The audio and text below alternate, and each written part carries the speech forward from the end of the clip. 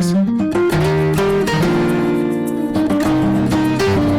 RCR presenta al Foro Penal Venezolano Aquí se habla libertad, con Alfredo Romero, director ejecutivo del Foro Penal. ¿Dónde están las mujeres de bien? ¿Dónde están esos hombres de fe?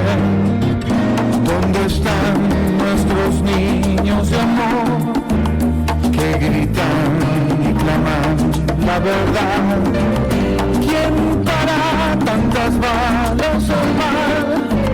¿Quién para tanta arbitrariedad?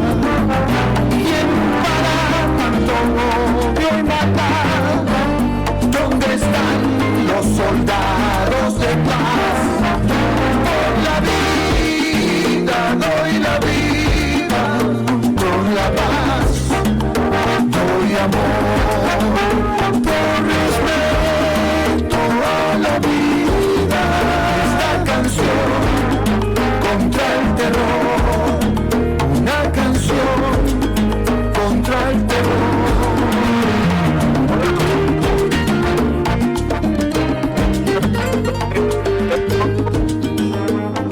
En esta nueva edición habla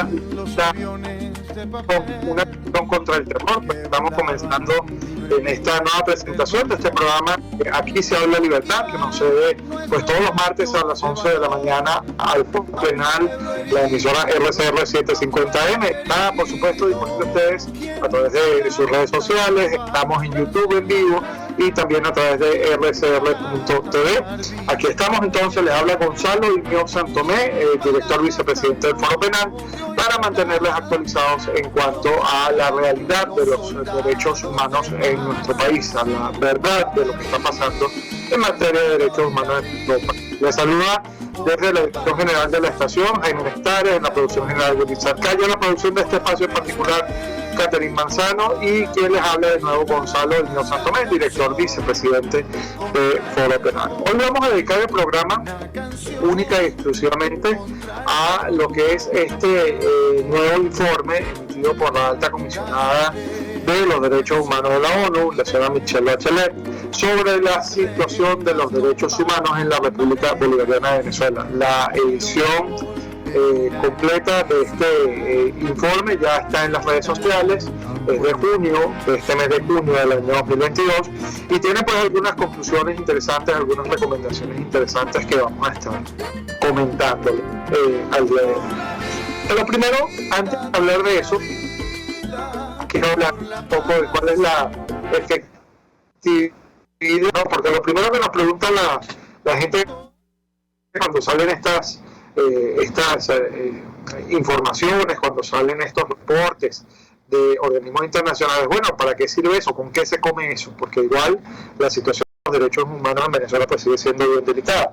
Y fíjense que sí sirve, y de hecho el informe lo reporta, ¿no? Por supuesto, un informe como este no sirve para solucionar de una vez de plano toda la situación gravísima de violaciones graves de los derechos humanos que tenemos en el país, pero para algo sirve, sí, y algunos avances pues pueden ser detectados. No todo esto, por supuesto, concatenado con lo que ha venido siendo el trabajo de la Misión Internacional para la Determinación de los Hechos, también de la ONU, y también ha sido importante, muy importante en esto, que es lo que verdaderamente preocupa al poder, por lo menos así lo vemos nosotros, que es la investigación que está abierta ante el Tribunal Penal Internacional por la eventual Comisión de Crímenes de Lesa Humanidad en Venezuela. Cuando uno suma todos estos aspectos, cuando uno suma todas estas iniciativas y uno se da cuenta de cuál ha sido, mejor dicho, el cambio radical de la posición del poder en Venezuela en relación al manejo de los derechos humanos, uno se da cuenta de que estas cosas pues sí funcionan, ¿no? Fíjense ustedes que desde el año pasado, cuando se abrió formalmente la investigación ante el Tribunal Penal Internacional por la Comisión de Gravísimos Crímenes de Lesa Humanidad en Venezuela, se han dado algunos pasos dirigidos por lo menos a hacer ver que en Venezuela de alguna manera se estaría buscando la forma de respetar los derechos humanos. Que eso sea efectivo, no, que eso sea genuino, no, ya es otra cosa, ¿no? Pero por lo menos algunos pasos importantes se han dado, incluso algunos pasos legislativos importantes, ¿no? Así que bueno, vamos a comentar un poco este informe. Estoy conectado aquí, por cierto, a través de nuestro canal de YouTube, y a través pues, de este canal de YouTube ustedes pueden hacerme pues las preguntas que consideren convenientes. Les decía yo entonces, vamos a hablar un poco de este informe que fue presentado por la señora Michelle Bachelet ante el Consejo de Derechos Humanos de la ONU, dentro de lo que es el 50º periodo de sesiones, que duró desde el 13 de junio, todavía está en vigencia, es hasta el 8 de julio que se están dando estas sesiones, pero específicamente el tema 4 de ese programa de presentación de informes tuvo que ver con la situación de Venezuela, ¿no? Entonces, vamos a ver un poco de qué habló este informe. Este informe habló, se los voy a resumir, es bastante extenso, ¿no? Pero este informe habló básicamente de la situación de los derechos económicos, sociales, culturales y ambientales en el país. Habló también del tema de la rendición de cuentas, del Estado de Derecho en nuestro país. Y allí habló pues del derecho a la libertad, del derecho a la vida, de la detención y el derecho a la libertad y a la seguridad de las personas. Se habló también de la detención y específicamente de los casos en los que esta detención había conducido también a una afectación a la integridad física y mental de los detenidos. Se habló del acceso a la justicia, de la reparación adecuada y de la garantía de no repetición. Se habló también de lo que ha sido la reducción del espacio democrático y cívico en el país, el derecho a participar en asuntos públicos, la estigmatización y la criminalización abusiva y arbitraria de los actores de la sociedad civil. Se habló de cómo está en este momento la libertad de asociación, el derecho a la reunión pacífica, la libertad de opinión, la libertad de expresión, que ha sido sumamente afectada de acuerdo a este informe de manera grave en el país recientemente. Y bueno, y así poco a poco pues se han venido desglosando algunos reportes. Lo primero que tenemos que decir es que pese a que el informe de la señora Bachelet, de la alta comisionada para los derechos humanos de la ONU, registra algunos avances, sobre todo en materia legislativa, es decir, algunos cambios legislativos que se han dado, no acredita el respeto, no acredita que se hayan seguido las más de 48, si no me falla la memoria, recomendaciones previas que se habían dictado, que se habían propuesto al país en el informe previo, en el informe que incluso fue en junio del año inmediato pasado, 2021. No, esto quiere decir que, bueno, que pese a que ha habido algunos avances, más que todo cosméticos, por lo menos en mi criterio, no se ha registrado verdaderamente un avance significativo, verdaderamente importante en lo que es la tutela de los derechos humanos. Fíjense ustedes, dentro de sus conclusiones, la alta comisionada reconoce, y lo voy a leer textualmente acá, las medidas adoptadas para la aplicación de las recomendaciones anteriores, pero particularmente se refiere a las medidas que se han tomado en función de la pandemia, en función del COVID, ¿no? Pero más allá de eso, sí destaca que hay algunas recomendaciones que no se han cumplido y sobre todo exige que este espacio cívico y democrático que se ha venido reduciendo sistemáticamente, pues de alguna manera sea retomado, sea de alguna forma vuelto a tener por esa sociedad civil que se está viendo sumamente limitada en el ejercicio de sus atribuciones, ¿no?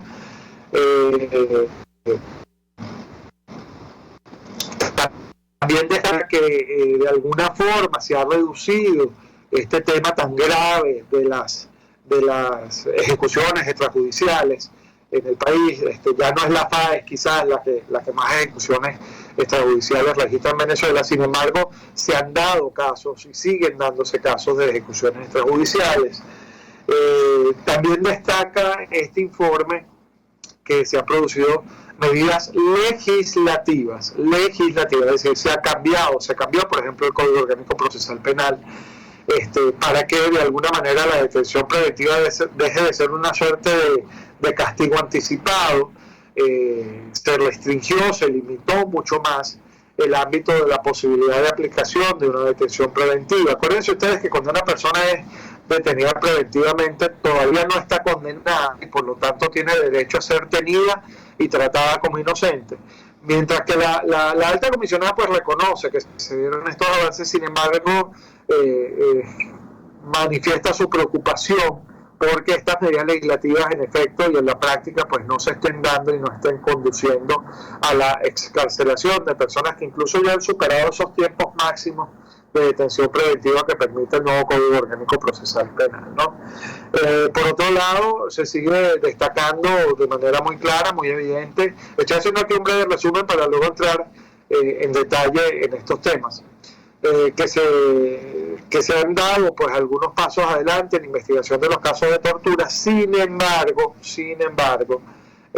todavía no se están dando en la totalidad de los casos investigaciones imparciales, transparentes, exhaustivas y creíbles sobre violaciones a los derechos humanos. Es decir, en materia de violaciones a los derechos humanos sigue siendo la impunidad la regla, ¿no?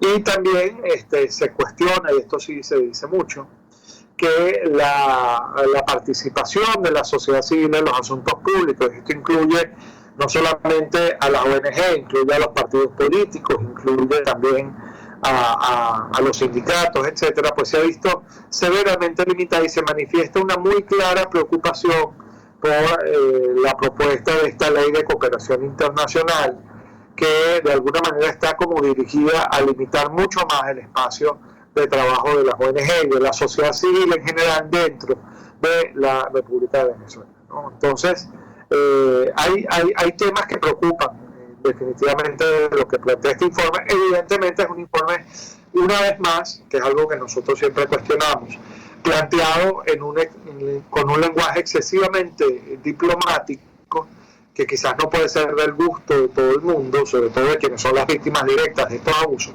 pero al final del día lo importante para rescatar de este reporte, y esta es una conclusión previa general que quiero obtener, al final del día lo importante es que no se deja de decir allí lo que se tiene que decir, y esto es muy importante para nosotros.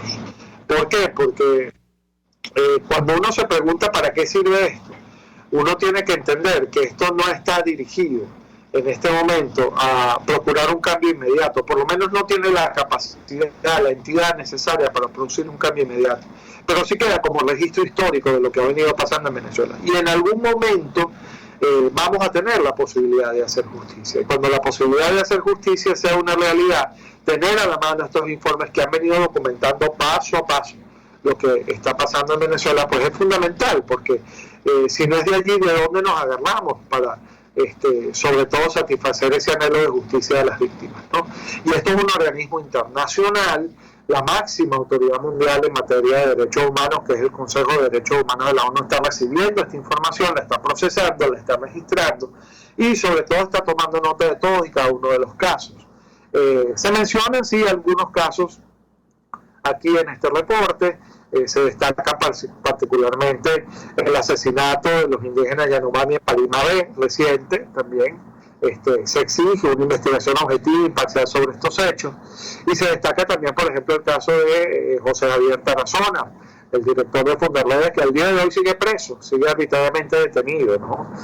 Precisamente como una medida tomada por el poder para reducir el espacio de expresión cívica, de participación de la ciudadanía en los asuntos públicos, incluso a través o mediante la denuncia,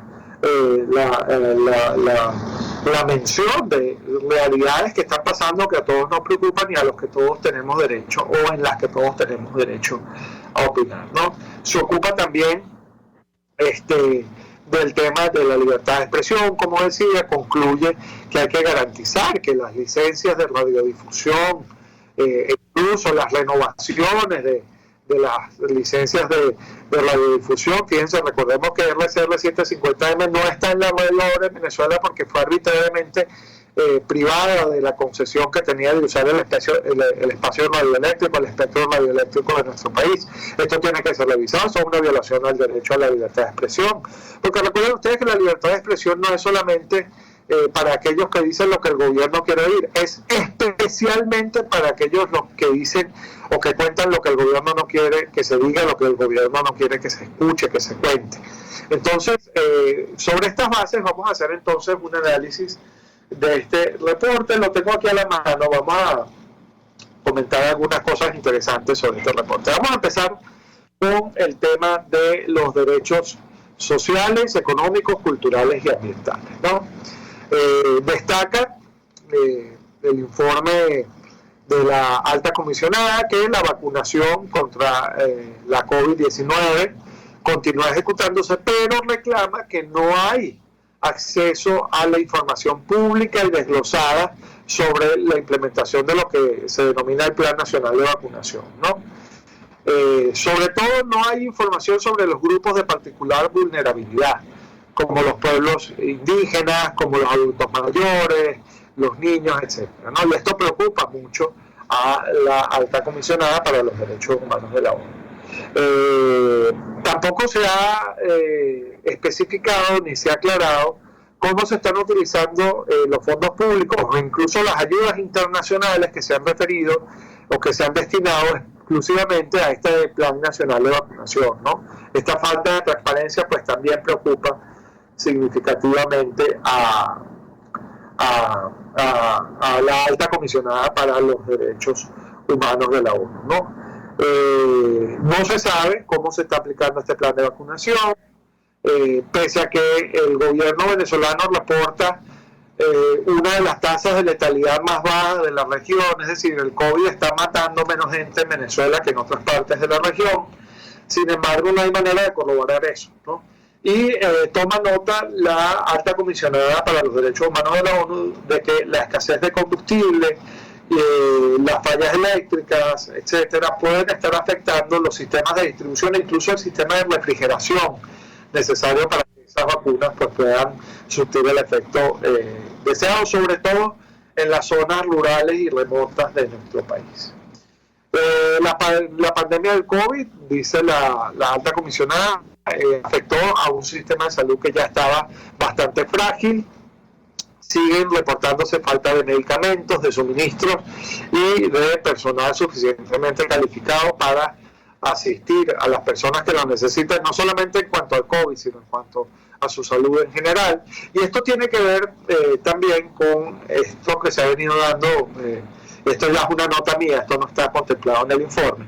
Esto tiene que ver con esta persecución a la que están siendo sometidos los integrantes del gremio de salud, enfermeras, médicos, farmacéuticos, etcétera, residentes, a los que de alguna manera se les está buscando responsabilizar de fallas que están en el Estado propiamente dicho. Es decir, es el gobierno el que está fallando en la implementación de un plan estructurado, coherente, serio de salud que proteja a todos y cada uno de los venezolanos, pero claro, como el gobierno nunca quiere asumir sus propias responsabilidades, entonces construye siempre una narrativa que sitúa sobre los hombros de los operadores, en este caso del sistema de salud, de las culpas de lo que está ocurriendo en el país, ¿no? Y esto es algo bastante grave, bastante importante que está pasando recientemente. De hecho, el Foro Penal está suscribiendo en este momento convenios con varios colegios de abogados de varios estados de nuestra nación, colegios de médicos de varios estados de nuestra nación. ¿Para qué?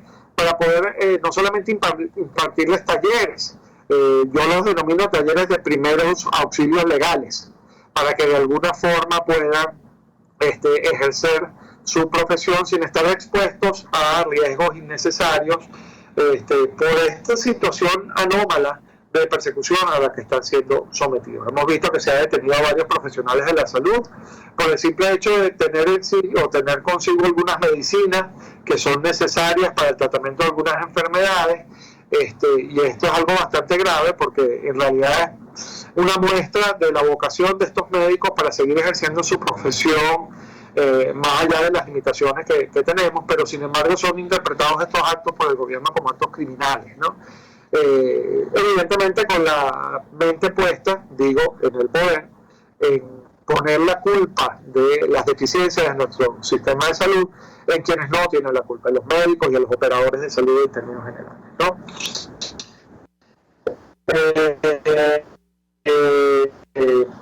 La gente le molesta, pero bueno, sigue destacando la alta comisionada que en el tema de salud han tenido un impacto negativo las sanciones que se han emitido desde otros países contra Venezuela. Fíjense que no habla de las sanciones individuales, sino de las sanciones ya contra el país, lo cual yo creo que debe ser objeto de revisión por parte de la oficina de alta comisionada, porque fíjense ustedes, ninguna de estas sanciones que se han emitido de otros países tiene nada que ver con el tema de la falta de insumos médicos, la falta de medicinas, etcétera. Eso no tiene que verse afectado por estas sanciones. Sin embargo, destaca la alta comisionada que esto ha afectado a ciertos sectores de la población, como los que viven en pobreza extrema, los pueblos indígenas, etcétera, ¿no? Esto yo creo que debe ser revisado, pero bueno, es una de las conclusiones a las que llega a ella, ¿no?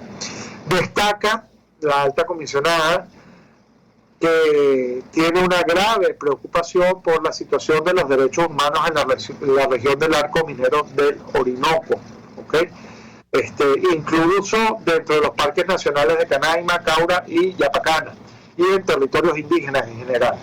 Se han registrado denuncias a la Oficina de la Alta Comisionada para los Derechos Humanos de la ONU, denuncias de enfrentamientos entre grupos armados no estatales y bandas criminales por el control de estos territorios. Es decir, hay una falta completa de control del Estado sobre estos territorios, y esto ha tenido un impacto humanitario importante en las poblaciones que viven en esas áreas en particular, en esas zonas en particular, ¿no?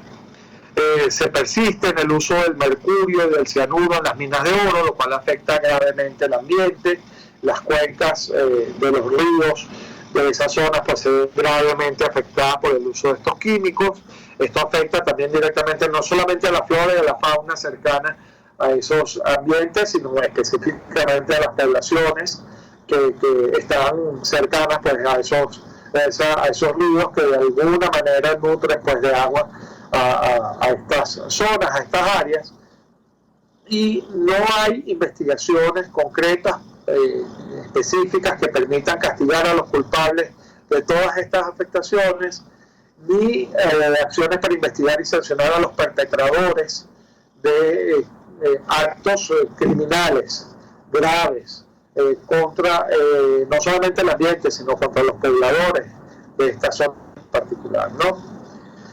Se registra específicamente la situación del 20 de marzo de 2022, este incidente que se dio entre integrantes de la Fuerza Armada Nacional y indígenas Yanomami en la población de Parimabé, y se exige una investigación independiente, oportuna, imparcial, pronta, exhaustiva, eficaz, creíble y transparente sobre qué fue lo que pasó, pero además se exige que esa investigación sea culturalmente apropiada, es decir, que de alguna manera se garantice el interés de las poblaciones indígenas desde la visión cultural también de esas poblaciones indígenas, que son los pobladores legítimos de esa zona en particular, ¿no?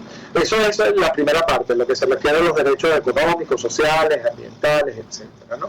Se destaca también que se ha de alguna manera controlado un poco la hiperinflación que se venía viviendo en el país, lo que no quiere decir necesariamente que la situación económica haya mejorado.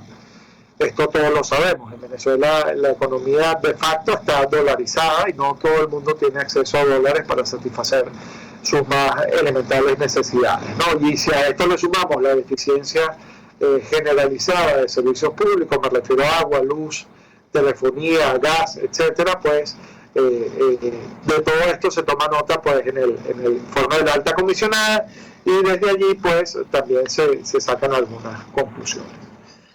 En cuanto a la rendición de cuentas y Estado de Derecho, ¿okay?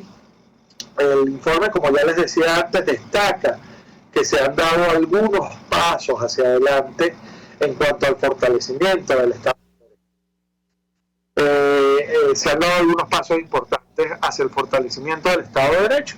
Pero bueno, de todo esto vamos a hablar ya en el corte, después del corte que tenemos que hacer ahora, Les invito a seguir escuchándonos aquí a través de RCR 750 en todo lo que es su plataforma digital, particularmente a través de su canal de YouTube en vivo. Ya volvemos con más de Aquí se habla libertad. Estamos presentando al Foro Penal Venezolano en Aquí se habla libertad. Sintonícenos a través de Periscope, @RCR750, la radio que se ve. En Global Therap seguimos comprometidos con tu rehabilitación física, te ayudamos a recuperarte de tu postoperatorio y en el alivio del dolor. Búscanos en el Centro Comercial Multiplaza Paraíso Nivel Empresarial 2 a través de Twitter e Instagram o llámanos al 0412-256-1104. Y no olvides lavarte las manos con agua y jabón y cumplir con el distanciamiento social. Global Therap y despídete del dolor. Y ahora quiero hablarte de Comercializadora Prada. Y ya solo nombrarlo se me hace agua a la boca, porque Comercializadora Prada son los más frescos quesos y embutidos que te llevan a tu casa. Todos los quesos, todos los embutidos. Y como cuentan con proveedores exclusivos, te resulta mucho más económico. Llámalos ya, 0424-134-6035 en Instagram, wprada.ve. Comercializadora Prada, todo en quesos y embutidos con la mejor relación precio-sabor. Voz de América. Información precisa, completa, veraz, objetiva e independiente. Directo a tu pantalla. De lunes a viernes a las 2 de la tarde por RCR 750. Hola, les saluda Alfredo Yuncosa y los invito a acompañarnos a Con Seguridad Radio, el programa pensado en la seguridad de los ciudadanos y las organizaciones.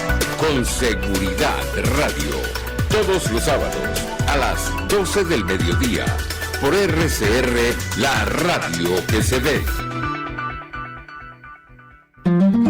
Usted escucha al Foro Penal Venezolano en Aquí se habla libertad, solo por RCR.tv, la radio que se ve. Estamos de vuelta, les habla Gonzalo Imiop Santomé, director vicepresidente de Foro Penal, aquí con esta nueva edición del programa Aquí se habla libertad, donde hablamos de cuál es el estado, la situación de los derechos humanos en el país. Y precisamente dentro de esa revisión que estamos haciendo de la situación de los derechos humanos en el país, estamos analizando, para quienes nos están escuchando en este momento, lo que ha sido el último reporte de la oficina de la alta comisionada de la ONU sobre la situación de Venezuela, el informe que fue presentado este mes de junio del año 2022 ante el Consejo de Derechos Humanos de la ONU. Les decía yo, ya habíamos hablado de lo que reporta, de lo que destaca la oficina de la alta comisionada para los derechos humanos de la ONU en cuanto a los derechos económicos, sociales, ambientales, etcétera. Pero ahora vamos a hablar un poco de qué es lo que ve o qué es lo que ha visto la oficina de la alta comisionada en este último año en cuanto a rendición de cuentas y Estado de Derecho, ¿no? Lo primero que destacan ellos es que se procedió a una reestructuración de la Policía Nacional Bolivariana, siguiendo la que fue una de las recomendaciones más importantes, más puntuales, previas de la oficina de la alta comisionada para los derechos humanos. La FAES, que es la Fuerza de Acción Especial de la Policía Nacional Bolivariana, fue disuelta, por lo menos formalmente disuelta. Esto no quiere decir que no haya todavía, se haya concluido todavía con ese esquema de abuso policial que se había venido documentando y reportando, pero por lo menos lo que le reporta el Estado a la oficina de la alta comisionada para los derechos humanos de la ONU es que las FAES han sido formalmente, oficialmente disueltas. 13 casos documentados por la alta comisionada y reportados, por supuesto, la alta comisionada por las diferentes ONG que hacemos vida en el país, están siendo investigados. Hay 4 casos que ya están en juicio, me refiero a casos de abusos, de violaciones a los derechos humanos a cargo de la FAES. Están 4 casos en juicio y reportan acá que 3 exmiembros de la FAES ya han sido formalmente condenados. ¿Okay? Destaca, sí, que la disolución de la FAES es un paso hacia la revisión amplia y significativa de las políticas de seguridad para aplicar las normas y los estándares internacionales. está bien, ciertamente, pero todavía hay muchísima tela que cortar. Reportan acá que también se han hecho algunos planes adicionales, que se están revisando las políticas de seguridad, pero se recibieron 140 denuncias, entre las cuales hay 67 de mujeres en 2021, 100 denuncias en 2020, 59 de mujeres, pero las denuncias en el 2000, ya de 2021 a 2022 continúan, ¿no? Esto es importante. Se han hecho algunas enmiendas legales, esto ya lo habíamos comentado al principio del programa. Una de las más importantes quizás tiene que ver con lo que es el hecho de que los civiles no pueden ser juzgados por tribunales militares, ¿no? Destaca aquí, entre una de las menciones que hace este informe de la alta comisionada, que los civiles que cometan actos sancionados por el Código Orgánico de Justicia Militar serán procesados por tribunales ordinarios. Esto es nuevo, esto lo dice el Código Orgánico Procesal Penal nuevo, ¿no? Y los juicios que estaban en curso en tribunales militares de civiles juzgados en esos tribunales militares, pues debieron pasar a la jurisdicción ordinaria. Esto todavía no se ha cumplido en su totalidad. Incluso destacan ellos que el traslado de las causas militares a la jurisdicción civil ha dado lugar a nuevas demoras en los procesos, lo cual hay que denunciarlo, hay que destacarlo también, y se insta a las autoridades a adoptar medidas para reducir este efecto adverso, si lo llaman ellos, y asegurar que las personas sean juzgadas sin demora, ¿no? Que sean juzgadas de manera clara, sin demora, ¿no? Destaca aquí que se nombraron al menos 434 jueces provisionales y 244 fueron destituidos por la Comisión Judicial del TCJ, pero no se dispone de información sobre los motivos de las remociones o destituciones, ¿no? Siguen siendo apropiadas, dice aquí la alta comisionada para los derechos humanos de la ONU, medidas adicionales para fortalecer la independencia del Poder Judicial. Es decir, todavía no tenemos independencia en el Poder Judicial, ¿no? En cuanto al derecho a la vida, acuérdense de lo que veníamos hablando sobre la disolución de la FAES y sobre lo que es las políticas de seguridad del Estado, siguen dándose, pese a que se reporta una reducción significativa de muertes en operaciones o en operativos de seguridad que están supuestamente o presuntamente dirigidos a frenar la acción delictiva, en algunos casos se han dado situaciones muy delicadas. Por ejemplo, en un operativo realizado entre el 7 y el 17 de julio en los barrios caraqueños de La Vega, Santa Rosalía del Paraíso, Petare, San Juan y El Valle, al menos 22 personas resultaron heridas y 22 personas murieron, y 28 resultaron heridas, ¿no? Las declaraciones oficiales sugieren que en varios de los edificios la Fuerza de Seguridad varios de los edificios de la Fuerza de Seguridad e Inteligencia fueron dañados, pero se reportan también 33 personas detenidas y la incautación de material supuestamente perteneciente a grupos criminales. Sin embargo, además de toda esta situación, ACNUR, es decir, la Oficina de la Alta Comisionada, documentó 6 casos en los que, con un modus operandi similar al anterior, es decir, al modus operandi que ya había sido rechazado y denunciado en otras oportunidades, en barrios de Caracas, en el Tocuyo, en Carora también, se dieron situaciones de ejecuciones extrajudiciales, ¿no? Según se reporta, el miedo y trauma desalientan a las personas a formular las denuncias y en al menos 3 casos de estos 6 las personas habrían sufrido tortura o malos tratos antes de su muerte, ¿no?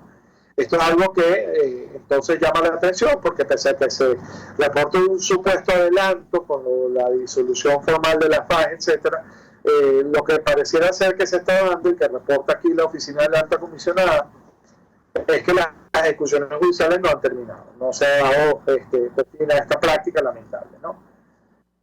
Dice aquí que 2 de las muertes documentadas son atribuibles al 6CPC, una muerte se atribuiría cada una al Comando Anti-Extorsión y Secuestro de la Guardia Nacional Bolivariana y a la PNB, otra a la Dirección contra la Delincuencia Organizada y la FAES, que todavía no habían sido disueltas en ese momento, y una a las fuerzas de policías municipales de Sucre.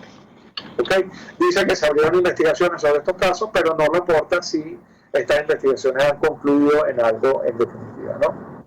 Se documentó, otra vez, fíjense que esto no ha cesado, la detención arbitraria de al menos 13 personas, entre ellas 2 mujeres, ¿ok? En varios estados del país.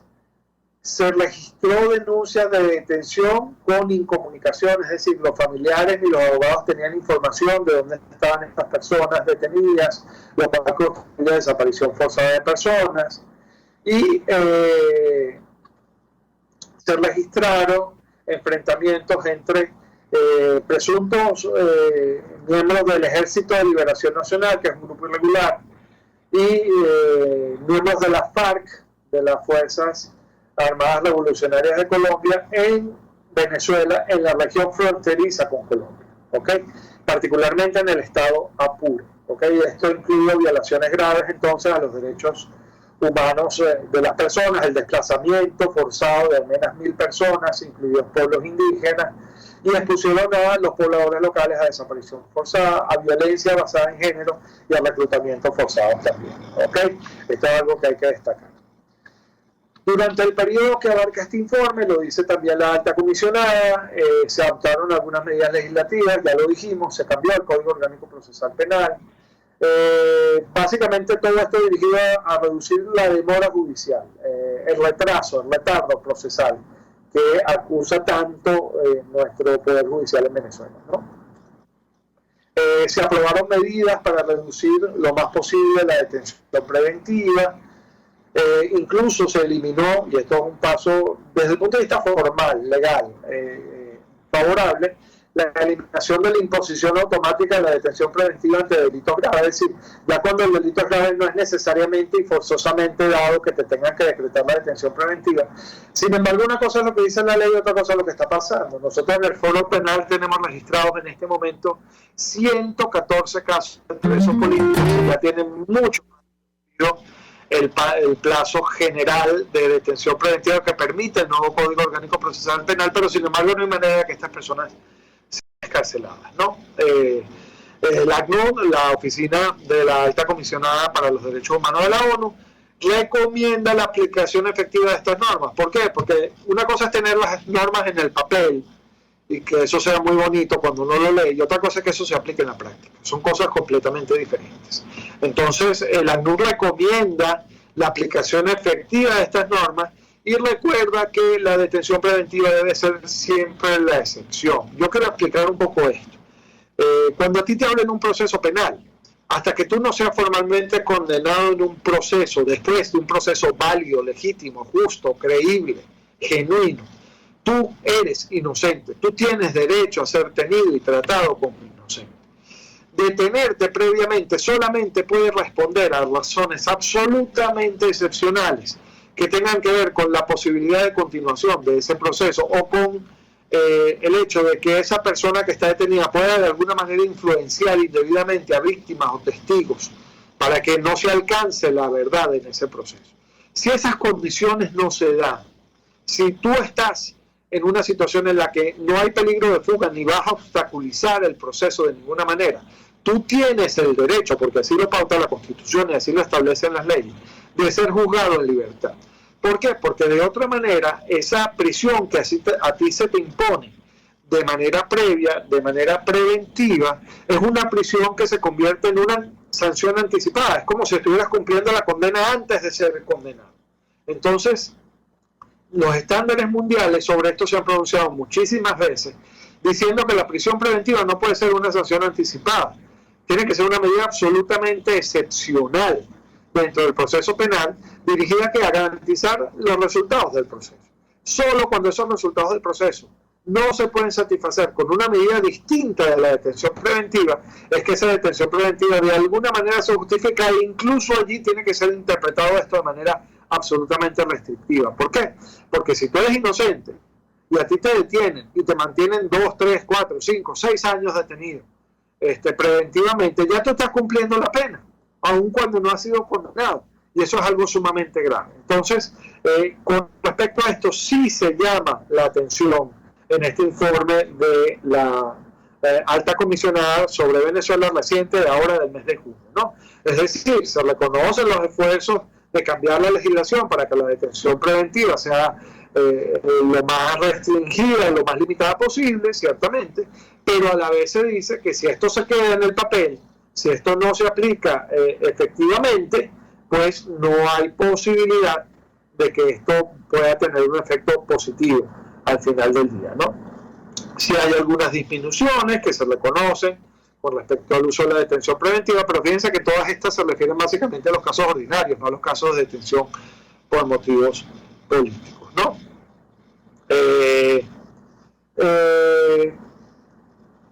Las demoras indebidas en los procesos persisten, dice aquí el informe, los desafíos para que estas demoras no continúen, ¿no?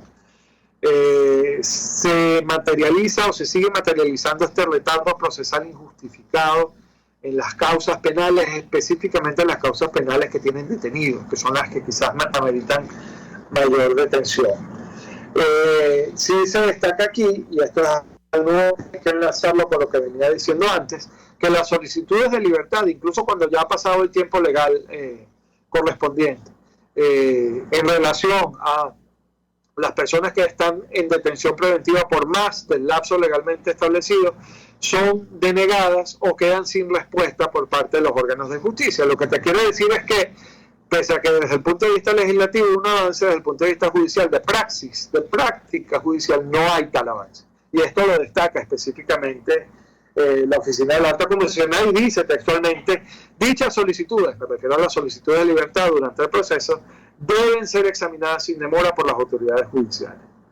11 personas fueron declaradas por el grupo de la ONU de detenciones arbitrarias, el grupo de trabajo sobre detenciones arbitrarias de la ONU, como detenidas arbitrariamente.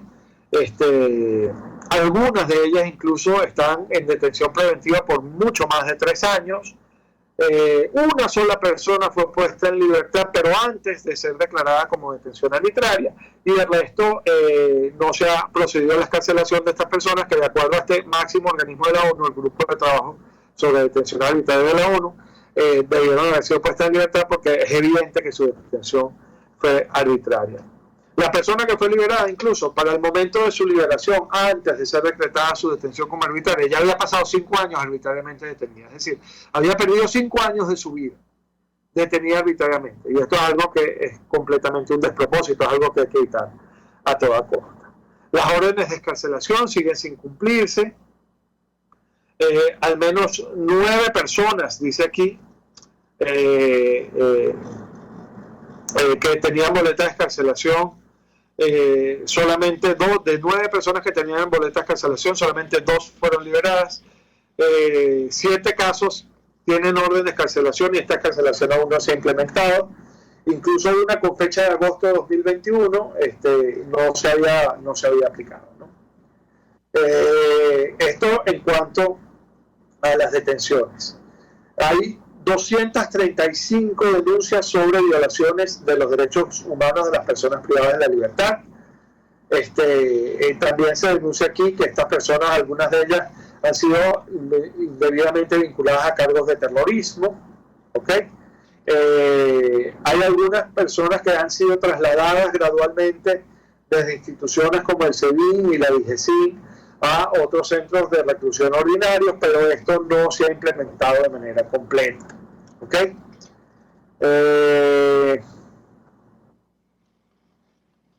A ver qué otra cosa tenemos aquí importante. Se produjo pues la condena, la revisión de la condena de quienes estaban vinculados o relacionados a la muerte de Fernando Albán.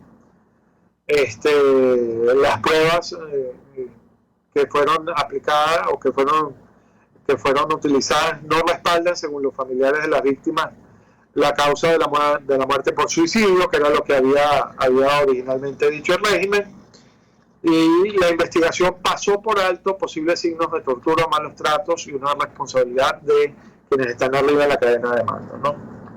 Se recibieron al menos 14 denuncias de torturas o malos tratos durante el periodo que abarca el informe, y de alguna manera no se ha solucionado el tema del acceso a la justicia, ¿ok? Este es algo importante. Con respecto al espacio cívico, con respecto a la reducción, ya me tengo que ir dentro de un ratito, ya tengo que ir cerrando el programa. Se han abierto algunos espacios para el diálogo, entendemos nosotros que se refiere al diálogo político. Sin embargo, se documentaron 154 casos de penalización, amenazas y hostigamiento, violencia y de estigmatización de defensores y defensoras de derechos humanos. 5 miembros de la oposición política al menos han sido detenidos. Fueron liberados poco después, sí, pero no quita esto del carácter intimidatorio de esta situación, y preocupa particularmente a la alta comisionada para los derechos humanos de la ONU, la estigmatización y criminalización de los representantes de la sociedad civil, incluidas las personas defensoras de derechos humanos, los periodistas, trabajadores en medios de comunicación y sindicalistas, ¿ok? Reportó 71 casos, incluidas 5 mujeres, de intimidación, de estigmatización y criminalización de defensores de derechos humanos, periodistas, sindicalistas, etc., ¿no?